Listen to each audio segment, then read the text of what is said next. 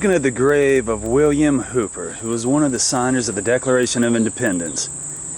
He was one of 56 signers in the Continental Congress, and he was one of 3 signers from North Carolina.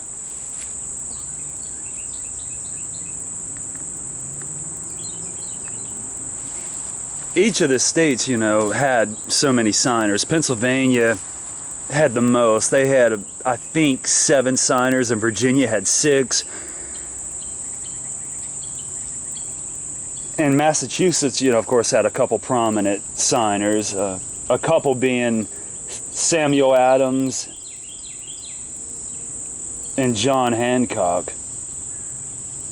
Of course, John Hancock was known for his prominent signature because he had such nice penmanship, and his signature was really big, a lot bigger than the other signatures, so it really stood out, and that's why you hear the phrase, sign your John Hancock here. But anyway, the 3 signers of North Carolina were William Hooper, John Penn, and Joseph Hughes. And let me get you a better look here. Signer of Declaration of Independence. And he is no longer, from my understanding, here at this spot. They re-entered him into a cemetery in Guilford County, North Carolina, where I guess a lot of prominent politicians are laid to rest, so I guess they thought he'd be better off there. His grandson, Thomas Hooper's here.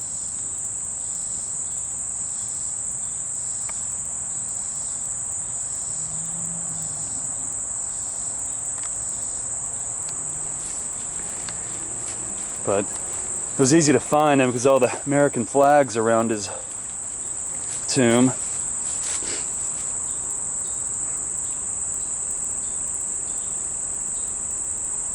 But yeah, back when William Hooper was getting into politics, of course, before George Washington was president, a lot of people don't realize, we had 14 presidents of Continental Congress.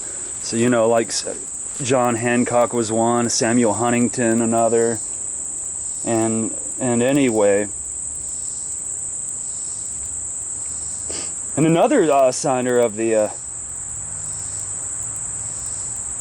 Declaration was Benjamin Harrison, who actually was the father of our 9th president, William Henry Harrison.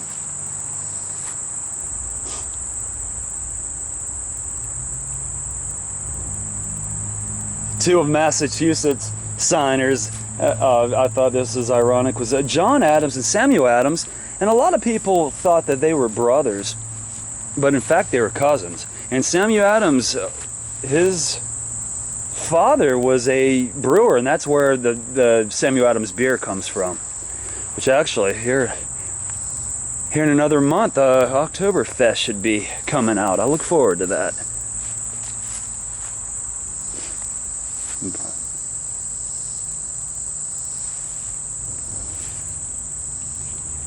Yes, Thomas Jefferson was the author of the Declaration, and this guy was one of 56 to sign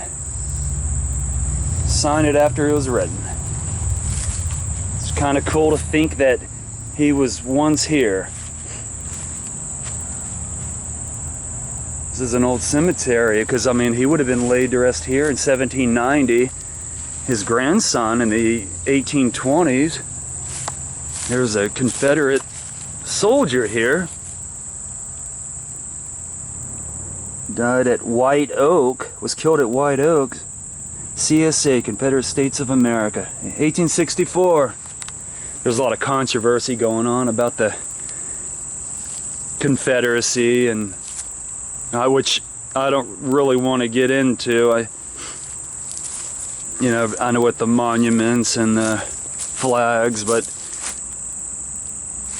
I try to stay out of politics. Well, I like talking about political history such as this, but when it comes to liberal versus conservative, I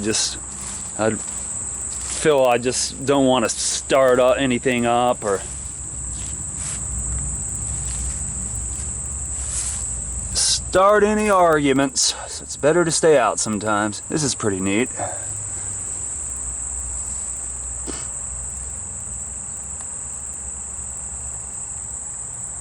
Sometimes they're so hard to read, some of them. Oh, another old one I noticed earlier is James Hogg, 1805. And this is a neat little write-up on him, a little monument. A native of East Lothian, Scotland, settled here in Orange County in 1774.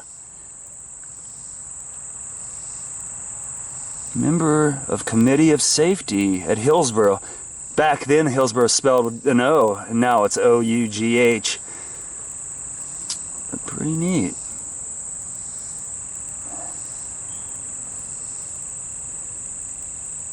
One of the first trustees of the University of North Carolina. Really cool. Love this old stone wall as well. This old stone fence was built with rocks from the Eno River.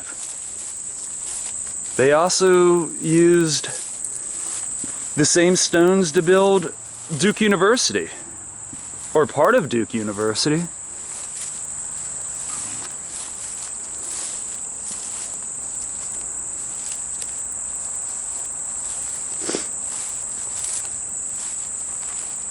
Anyway, I wanted to mainly bring you here and show you the grave of one of the signers of our Declaration of Independence. And I'm gonna sign out.